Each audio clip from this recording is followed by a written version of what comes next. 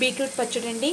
కేవలం కొన్ని ఇంగ్రీడియంట్స్తో జీలకర్ర, కొంచెం మినపప్పు, పచ్చిమిర్చి, బీట్రూట్ అండ్ వెల్లుల్లిపాయలు, కాస్త చింతపండు వేసి పచ్చడి చేసుకుంటే చాలా కమ్మగా ఉంటుంది. రుచికి సరిపడా ఉప్పు ఇప్పుడే కూడా వేసేస్తానండి, ముక్కలు మగ్గుతాయి. పక్కకు తీసేసుకున్నాక ఫ్యాన్ కింద పెట్టేయండి. చల్లారాక మిక్సీ పట్టుకుందాం. బీట్రూట్ పచ్చడి మిక్సీ వేసుకున్నానండి. ఇప్పుడు పోపు వేసుకుందాం. ఆయిల్ కొంచెం వేసుకొని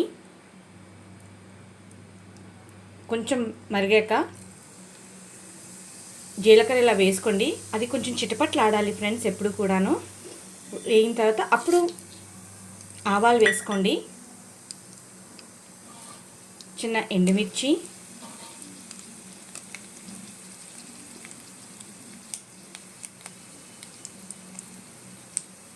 కొంచెం ఇంగువ కూడా వేసుకోండి ఫ్రెండ్స్.